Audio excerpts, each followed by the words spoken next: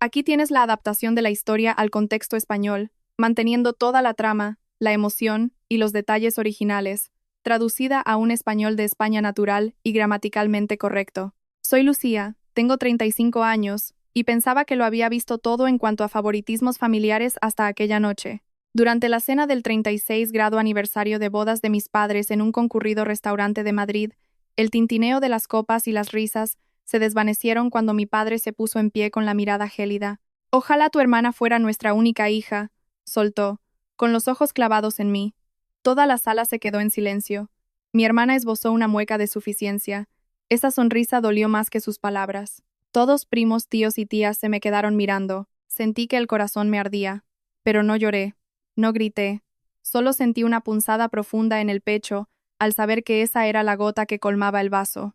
Durante años, había volcado mi alma y mi dinero en su negocio, que se hundía, solo para acabar siendo su chivo expiatorio. Aquella noche, algo se rompió definitivamente.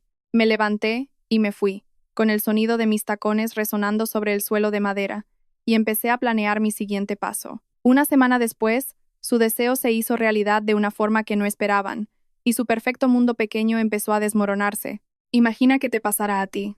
¿Cómo responderías? Y dime de qué parte del mundo eres para ver hasta dónde ha llegado esta historia. Al crecer, siempre fui la olvidada.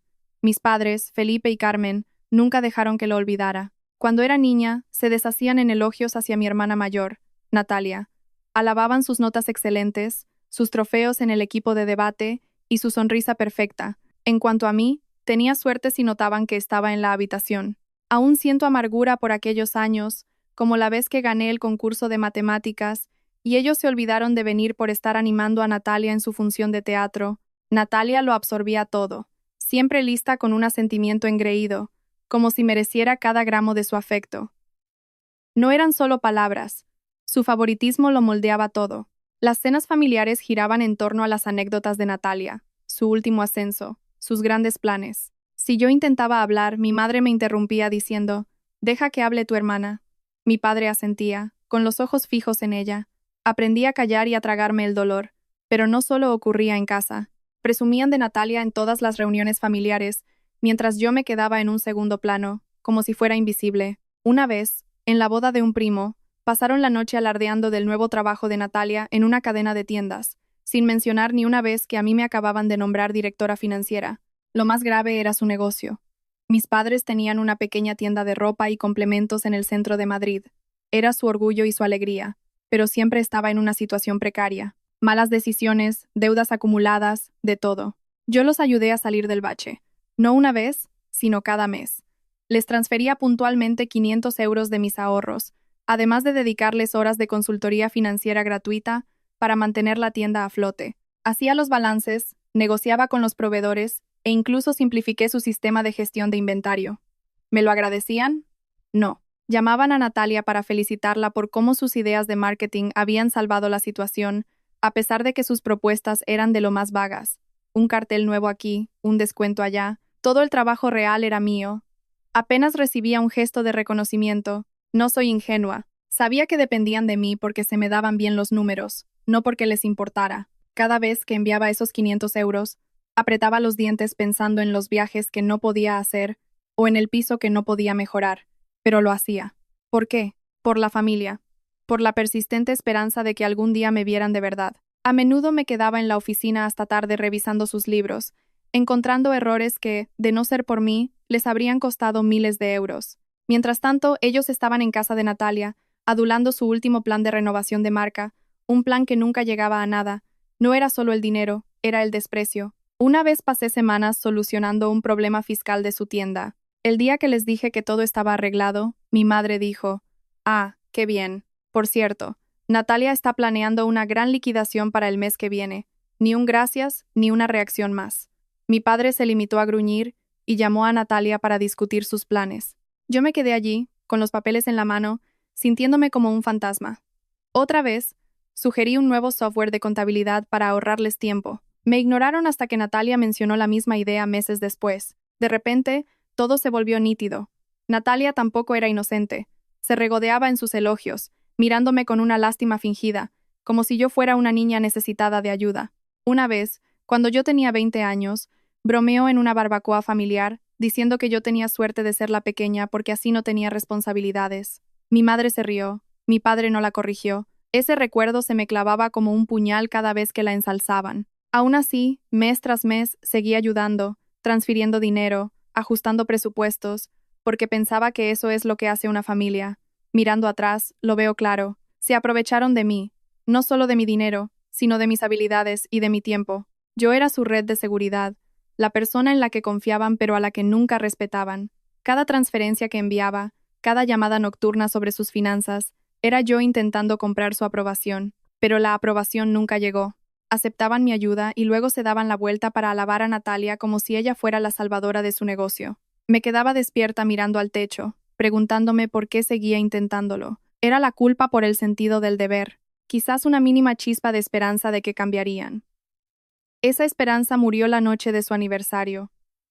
Había pasado años siendo un extra en sus vidas, pero no iba a hacerlo para siempre. El restaurante estaba lleno de risas hasta que se hizo el silencio. Estaba sentada a la mesa larga, rodeada de primos y tíos, todos vestidos de gala para celebrar los 36 años de matrimonio de mis padres. El tintineo de las copas y el murmullo de las conversaciones llenaban el lugar, pero el centro de atención era Natalia. Un primo se inclinó hacia adelante, sonriendo.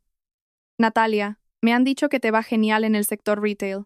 Ya eres gerente regional. Ella asintió, radiante, disfrutando del cumplido. Otro pariente intervino.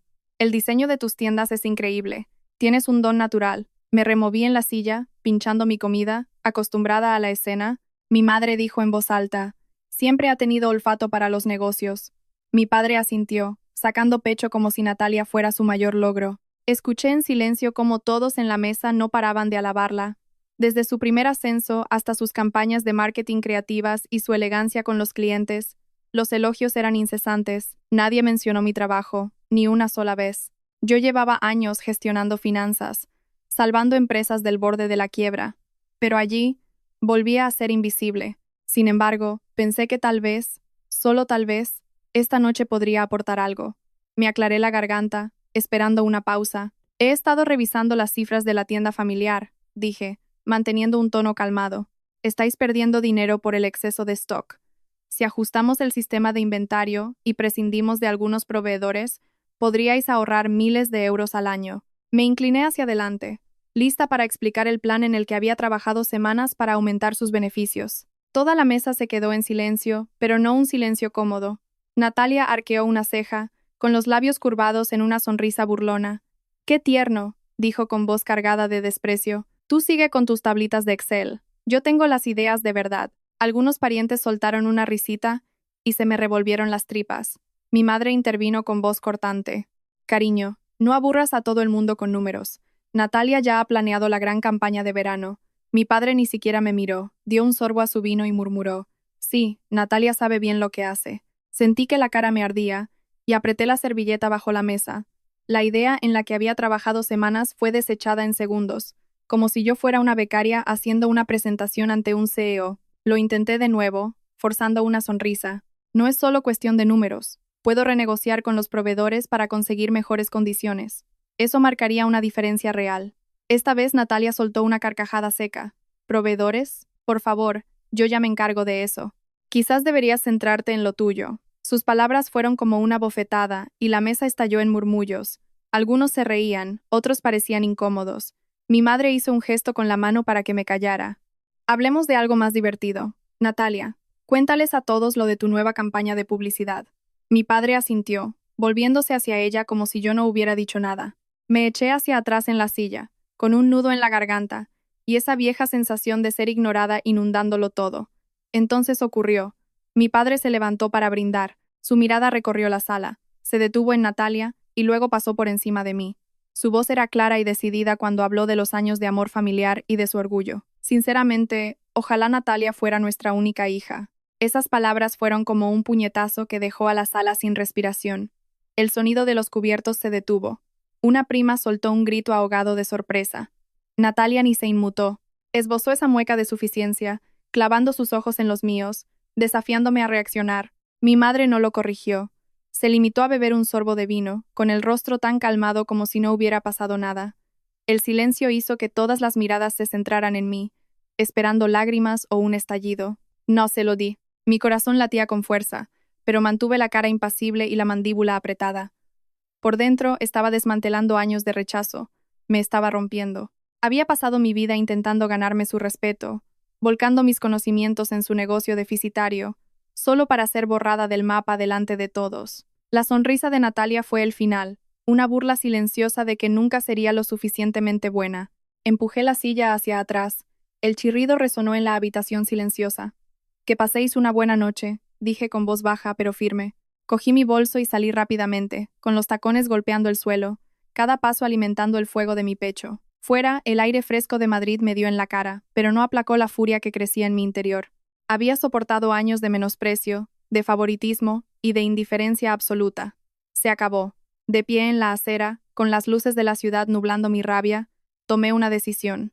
No iba a limitarme a irme. Iba a terminar con este ciclo de desprecio de una vez por todas. Esa noche me senté sola en mi piso. Las palabras de mi padre resonaban más que nunca. Ojalá Natalia fuera nuestra única hija. La mueca de Natalia, el silencio cómplice de mi madre, las caras de asombro en la mesa. Todo se repetía en mi cabeza. Cada recuerdo me empujaba hacia una decisión que llevaba años evitando. Ya basta. Basta de ser el repuesto, de ser la cuenta bancaria, de ser la que arregla las cosas de forma invisible. Había metido 500 euros al mes en su negocio hundido, dedicado incontables horas a cuadrar sus cuentas y a negociar con proveedores para mantenerlos a flote. ¿Para qué? Para que se rieran de mí y me humillaran en público. Se acabó. Agarré el teléfono con mano firme, a pesar de la rabia. Abrí el grupo de WhatsApp familiar. Estábamos yo, mi padre, mi madre y Natalia. Escribí un mensaje. Se acabó mi ayuda con la tienda. Ni un euro más, ni un consejo más. Suerte. Le di a enviar, con el corazón acelerado, sabiendo que aquello causaría el caos. Pocos minutos después, mi móvil se iluminó. Mi padre llamó primero. Dejó un mensaje de voz que ni me molesté en escuchar. Mi madre escribió después. ¿Qué pasa? Llámame ahora mismo. Natalia solo envió una palabra. En serio. Miré la pantalla, sus palabras se mezclaban y sentí una calma extraña. No iba a responder, ni esa noche, ni nunca. Por la mañana, las llamadas aumentaron. Mi padre dejó 3 mensajes más, pasando del desconcierto a la irritación. Tenemos que hablar de esto, decía con un tono como si yo le debiera explicaciones. Mi bandeja de entrada se llenó de correos de mi madre, mensajes largos y divagantes sobre cómo la tienda era el legado familiar y que no podía abandonarlos. Natalia llamó 2 veces, con voz afilada, exigiendo que dejara de exagerar. Dejé que todas las llamadas se fueran al buzón y no leí ningún correo. Su pánico era palpable incluso a través de la pantalla, pero no sentí culpa. Habían dependido de mi dinero y de mi experiencia durante años sin darme ni una vez las gracias, prefiriendo siempre alabar a Natalia. Ahora les tocaba lidiar con las consecuencias. La tienda caería en el caos sin mí. Lo sabía. Mis 500 euros mensuales les servían para pagar deudas atrasadas y evitar que los proveedores les cortaran el suministro. Mis horas de consultoría y análisis eran lo único que mantenía la operación en pie. Sin eso, se hundirían. Y rápido. No sentía lástima, sentía libertad. Por primera vez, no buscaba su aprobación, no mendigaba respeto. Estaba recuperando mi poder, y se sentía increíble. Pero Natalia no se detuvo. 2 días después, recibí una notificación, una nueva publicación en su muro de Facebook, a la vista de toda la familia y amigos. Hay gente que se cree indispensable, escribió, pero solo son envidiosos y mezquinos que necesitan montar un drama para sentirse importantes. No dijo mi nombre, pero el mensaje estaba claro. Empezaron a llegar comentarios de primos y amigos comunes. Algunos incluso me etiquetaron. Luego vinieron los mensajes privados, conocidos preguntando si estaba bien, otros insinuando que yo era una difícil en el trabajo. Natalia no se quedó ahí. Publicó otra vez, esta vez sobre mis relaciones fallidas, sugiriendo que estaba tan obsesionada con mi carrera que no tenía tiempo para mantener un novio. Todo mentiras, pero el daño estaba hecho. Mi móvil no dejaba de vibrar con notificaciones. Cada una era un ataque a mi reputación, a mi trabajo y a mi vida. Deslicé por sus publicaciones con los dientes apretados. Natalia siempre había sido arrogante, pero esto era cruzar la línea. Intentaba pintarme como la villana, como alguien inestable, para distraer a todos del hecho de que su tienda se iba a pique.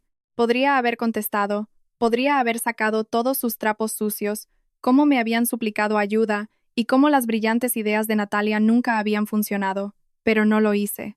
Responder era entrar en su juego. Y yo ya estaba fuera. La bloqueé en Facebook, silencié las notificaciones de su número e ignoré la montaña de correos de mis padres. Su desesperación era ahora su problema, no el mío. La presión no disminuía. Mi padre llamó desde otro número, dejando un mensaje que empezó suave, pero acabó siendo agresivo. «Estás haciendo daño a la familia», dijo, como si yo fuera la que los había avergonzado. El siguiente correo de mi madre fue un sermón sobre cómo estaba dividiendo a la familia por un malentendido. Natalia envió un mensaje en mayúsculas. «No puedes irte, así como así». Lo borré sin contestar. Sus palabras no me hacían dudar, solo confirmaban lo que ya sabía. No les importaba yo. Les importaba lo que yo podía hacer por ellos. La tienda, su imagen, su comodidad. Eso era lo importante. Yo solo era un medio para un fin. Cada llamada ignorada y cada mensaje no leído se sentía como una pequeña victoria. No iba a dejar que me arrastraran de nuevo a su espiral de desprecio y dependencia. Las publicaciones de Natalia seguían siendo pullas indirectas sobre gente desagradecida o traiciones familiares. Me dolía, pero no lo suficiente como para doblegarme. Algunos colegas empezaron a hacer preguntas, incitados por sus mentiras, pero les resté importancia y me concentré en mi trabajo. Yo era mucho mejor en lo mío de lo que Natalia sería jamás, y no iba a dejar que sus calumnias me hundieran. Sentada a mi mesa, pensaba en la tienda, en cómo se desmoronaría sin mi ayuda. Tendrían que correr para arreglar lo que yo había sostenido durante años. No sentía pena, sentía determinación. Me habían empujado demasiado lejos, y ahora iban a saber lo que era perderme. No me limitaba a irme, estaba preparando el terreno para su caída, y aún no había terminado. Una semana después, me subí a un avión rumbo a Marbella. La decisión de visitar a mi abuelo Enrique no fue impulsiva, fue calculada. Había pasado días ignorando los mensajes de mi padre, los correos manipuladores de mi madre y los ataques de Natalia en redes. Todo intentaba atraparme de nuevo, pero no iba a volver, ni a su tienda, ni a sus juegos, ni a sus mentiras. Necesitaba a alguien que me escuchara, alguien con el poder de cambiar las cosas de verdad. Mi abuelo era ese hombre. Siempre había sido justo, un hombre callado que veía a través de las fachadas, y sabía que me escucharía. El vuelo de Madrid a Málaga se me hizo corto, tiempo suficiente para ensayar lo que iba a decir. Aterricé en el calor de la Costa del Sol, alquilé un coche y conduje hasta su chalet cerca de la playa. Me estaba esperando en el porche, con su cara surcada por el tiempo y una sonrisa cálida. «Parece que traes algo pesado en el alma», dijo con su voz ronca pero amable. Lo abracé y sentí como el peso de la última semana me oprimía el pecho. Nos sentamos en el salón, con el suave zumbido del aire acondicionado de fondo, y se lo conté todo. Empecé por la cena del aniversario. Le conté cómo mi padre se levantó, copa en mano, y declaró que ojalá Natalia fuera su única hija, y cómo la sonrisa de ella fue más cruel que las palabras. Le expliqué los años de ser marginada, mis ideas ignoradas y mis contribuciones despreciadas, mientras ellos alababan los planes mediocres de Natalia. Le di las cifras. Los 500 euros mensuales que había aportado durante años, sacados directamente de mis ahorros, para mantener viva su tienda. Le hablé de las noches en vela solucionando sus problemas fiscales, negociando con proveedores y optimizando el negocio, solo para recibir silencio o desprecio. Y luego mencioné las publicaciones de Natalia, las mentiras sobre mi trabajo y mis relaciones, difundidas como pólvora entre la familia y amigos. Mi abuelo escuchaba, y su expresión se endurecía con cada palabra. Sus manos, curtidas por años de trabajo en la construcción antes de jubilarse, se cerraron en puños cuando mencioné el brindis de mi padre. ¿Dijeron eso delante de todo el mundo?, preguntó con voz baja, casi un gruñido. Asentí y saqué el móvil para enseñarle las publicaciones de Natalia, las capturas de pantalla que había guardado antes de bloquearla. «Hay gente que se cree indispensable», leía una, seguida de comentarios de primos que se habían creído su versión. Otra sugería que yo era inestable, atacando mi carrera profesional. Mi abuelo entornó los ojos y apretó la mandíbula. «Eso no es familia», dijo. «Eso es una traición». Se levantó y empezó a caminar por la habitación, visiblemente furioso. Mi abuelo había amasado una pequeña fortuna con terrenos en Andalucía y varias propiedades en alquiler. Su patrimonio no era ningún secreto en la familia. Siempre había planeado dividirlo todo a partes iguales entre sus hijos, incluido mi padre, y una parte para Natalia y para mí. Pero ahora negaba con la cabeza. «He visto cómo te han tratado», dijo. «Pensé que las cosas mejorarían, pero esto es imperdonable». Se sentó frente a mí, con voz calmada pero implacable. «Voy a cambiar mi testamento. No merecen ni un céntimo». No tuve que insistirle. No hizo falta. Mi abuelo llamó a su abogado esa misma tarde, un hombre eficiente que llegó en pocas horas. Me quedé en silencio mientras discutían los cambios. Mi abuelo fue tajante. Mi padre, mi madre y Natalia quedaban fuera. Las propiedades, el capital, todo pasaría a ser mío, con una parte destinada a una organización benéfica local que él apoyaba desde hacía años. Te lo mereces, me dijo, con una mirada tierna pero decidida, no solo por lo que has hecho, sino por quién eres. Me tragué el nudo en la garganta ante sus palabras. Por primera vez en años me sentía vista. Mi abuelo no se quedó ahí. Me pidió detalles sobre la situación financiera de la tienda, cuánto había aportado y cómo dependían de mí. Cuando le expliqué lo de los 500 euros y mi asesoría gratuita, volvió a negar con la cabeza. Se van a hundir sin ti, y que así sea, añadió. No por maldad, sino por justicia. Asentí, sabiendo que tenía razón. La tienda ya era inestable, y sin mi red de seguridad, se enfrentarían a las multas fiscales y las deudas con proveedores que yo tanto me había esforzado en frenar. Volví a Madrid al día siguiente, más decidida que nunca. No llamé ni a mi padre, ni a mi madre, ni a Natalia. No revisé sus correos ni sus mensajes. La tienda ya no era mi problema. Que lidiaran ellos con la auditoría, las facturas vencidas y el desastre que habían ignorado durante años. Me sentía más ligera, como si me hubiera quitado un lastre que llevaba demasiado tiempo cargando. Al llegar a mi piso, quedé con Carla, mi mejor amiga, mi apoyo incondicional. Fuimos a una cafetería cerca de mi casa y le conté todo, desde la cena hasta el viaje a Marbella.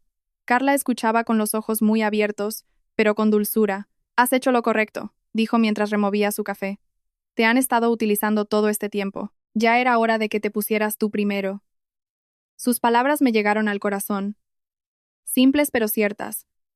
No me presionó para que perdonara o arreglara las cosas. Simplemente lo entendió. Céntrate en ti, añadió con firmeza. En tu carrera, en tu vida, vales mucho más que sus dramas. Asentí, agradecida por su claridad y apoyo. Carla tenía su propia vida, su trabajo estresante en marketing, pero siempre tenía tiempo para mí, sin juzgar. Al salir de la cafetería, sentí un cambio real. La decisión de mi abuelo no era solo por el dinero o las propiedades, era justicia. Se había trazado una línea. Ya no tenía que luchar por su aprobación. Estaba construyendo mi propio futuro, y ellos tendrían que enfrentarse al suyo sin mí. En pocos meses, su mundo se desmoronó. La tienda familiar, sostenida por mi dinero y mis consejos, colapsó bajo el peso de su propia mala gestión. Sin mis 500 euros mensuales, las facturas se acumularon y los proveedores cortaron el suministro. Una auditoría fiscal les impuso multas pesadísimas por años de contabilidad descuidada de los que yo ya les había advertido. Las sanciones ascendían a decenas de miles de euros que no podían pagar. Mi padre intentó negociar, pero su encanto no funcionó con los inspectores de Hacienda. Mi madre intentó vender el stock a toda prisa, pero era demasiado tarde.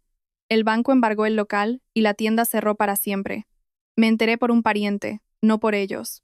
No llamé para preguntar. Ellos habían tomado sus decisiones. Los grandes planes de Natalia se hundieron con el barco. Había intentado convencer a inversores, presumiendo de que convertiría la tienda en una franquicia, usando su supuesta experiencia para vender la moto. Pero cuando la tienda cerró, su credibilidad se fue al traste. Los inversores se retiraron, no querían saber nada de un negocio en quiebra. Su reputación sufrió un golpe aún mayor cuando sus publicaciones en Facebook se volvieron en su contra. Algunos parientes, hartos de su soberbia, empezaron a investigar. Descubrieron que era yo quien había estado salvando la tienda. Mi dinero, mi trabajo, no sus brillantes ideas. Un primo incluso publicó una captura de pantalla de mis transferencias bancarias, demostrando los 500 euros que yo enviaba cada mes. Los comentarios cambiaron de bando rápidamente. Le mentiste a todo el mundo sobre ella, escribió una tía. Ella os ha estado manteniendo a todos. Natalia intentó borrar sus publicaciones, pero el daño ya estaba hecho. Los amigos de la familia dejaron de seguirla y sus colegas murmuraban sobre sus exageraciones. Intentó salvar la cara como pudo, pero ya nadie creía sus excusas. Mis padres también sufrieron las consecuencias.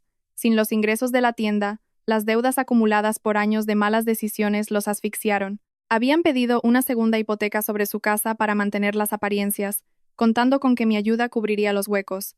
Ahora, sin ingresos, no pudieron pagar las cuotas. El banco les ejecutó la hipoteca y perdieron su casa, ese chalet de 3 dormitorios donde habían vivido décadas.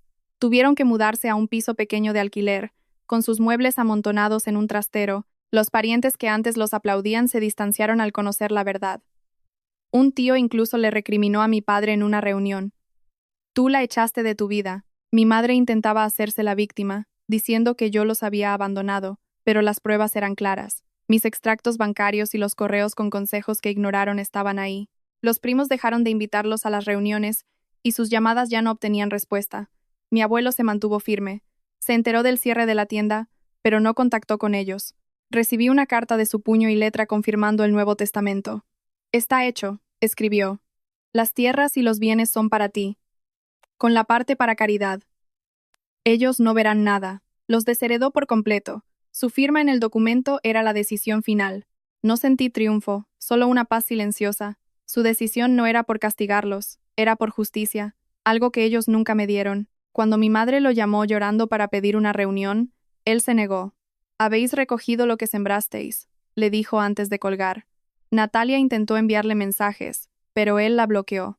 Mi padre ni siquiera lo intentó, quizás por orgullo o por pura vergüenza.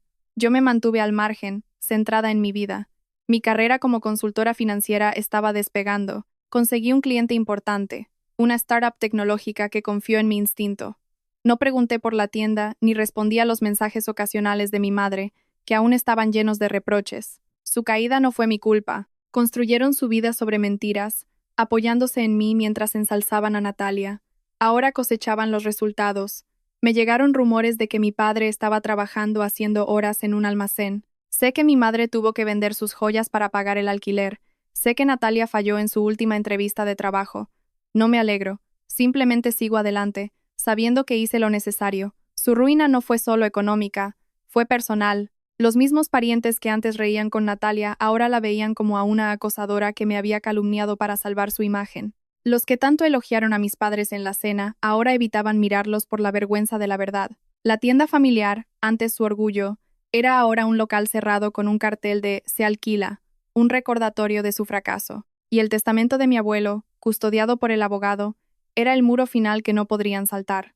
Yo no tuve que decir nada. Sus actos hablaron por ellos. Mientras sus vidas se deshacían, la mía tomaba forma. Puse toda mi energía en el trabajo, dedicándome por completo a mi carrera. La startup con la que firmé en Madrid se convirtió en mi mayor éxito. Tras meses de trabajo duro y negociaciones tensas, cerré un acuerdo millonario para gestionar sus activos, optimizando su presupuesto y salvándolos de una expansión arriesgada. Mi jefa me llamó a su despacho con una sonrisa poco común en ella. «Vas a llegar lejos», me dijo, confirmando mi ascenso a la alta dirección. El aumento de sueldo no era solo dinero, era la prueba de que no necesitaba la aprobación de mi familia para triunfar. Estaba construyendo algo real, algo mío. Fuera del trabajo, creé una vida nueva, una que no giraba en torno a sus problemas. Carla fue mi roca, siempre presente con un mensaje o un café para mantenerme con los pies en la tierra. Quedábamos a menudo en nuestro sitio favorito de Malasaña, comiendo y riéndonos de sus campañas de marketing o de mis reuniones interminables. Su apoyo no era ruidoso, pero era constante. Y luego estaba mi novio, Bruno, un ingeniero de estructuras que conocí en un evento de networking. Era distinto a cualquier persona con la que hubiera salido, seguro de sí mismo, tranquilo, y con un sentido del humor seco que me encantaba. Nuestra primera cita fue en un pequeño club de jazz, donde me confesó que solo había ido para evitar pasar otra noche corrigiendo planos. Para la tercera cita, ya planeábamos rutas de senderismo por la sierra los fines de semana y hablábamos de todo, desde el diseño de puentes hasta mi sueño de montar mi propia consultora. Al principio, Bruno no sabía toda la historia de mi familia, pero con el tiempo me abrí.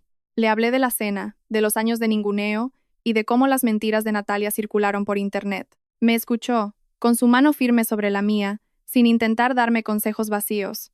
«Eres más fuerte de lo que ellos creen», me dijo una vez, con voz grave y convencida. No eran solo palabras. Era una confianza que nunca había recibido de mis padres ni de Natalia. Con Carla y Bruno construí un círculo de calidez donde me sentía en casa, no en un campo de batalla. No tengo contacto con mis padres ni con Natalia, y ellos tampoco han intentado buscarme. Un pariente mencionó que lo están pasando mal. Mi padre hace turnos extra. Mi madre vende manualidades por internet. Natalia va dando tumbos de tienda en tienda. No siento lástima. Tuvieron años para tratarme como a una hija y valorar lo que aportaba. Eligieron elevar a Natalia y hundirme a mí. Su silencio de ahora es solo otra elección más. Una que ya no permito que me duela. Mi abuelo me envió una postal desde Marbella, una nota breve diciendo que está orgulloso de mí. Con eso me basta. No necesito sus disculpas ni sus excusas. Necesito a la gente que me ve tal como soy. La lección fue dura, pero clara. Valora a quienes te quieren de verdad, no a quienes te usan. Durante años perseguí el respeto de mi familia, pensando que si daba suficiente dinero, tiempo y esfuerzo, verían mi valor. Pero no lo hicieron. Solo tomaron y nunca dieron nada a cambio. Carla, Bruno, mi abuelo, ellos son los que importan, los que están ahí sin condiciones. Esa verdad cambió mi forma de vivir. Dejé de buscar la validación de quienes nunca me la darían y empecé a invertir en quienes sí se preocupan por mí. Mi vida no es perfecta. El trabajo exige mucho, y hay días en que dudo de mí misma, preguntándome si me pasé alejando a mi familia. Pero luego recuerdo el brindis de mi padre, la sonrisa de Natalia y el silencio de mi madre. Recuerdo los años de invisibilidad y las mentiras que tejieron para proteger su imagen. No soy la villana de su historia, soy la persona que se fue para salvarse a sí misma. Y ahora estoy mucho mejor. Mi piso, que antes era un lugar de estrés, es ahora un remanso de paz lleno de las risas de Bruno y las bromas de Carla. Mi carrera, que antes era una forma de demostrar mi valía, es ahora mi orgullo, un testimonio de lo que puedo hacer cuando no cargo con los problemas de los demás. Gracias por escuchar mi historia. ¿Qué harías tú si tu familia te tratara así? Deja tu comentario y no olvides suscribirte para más historias.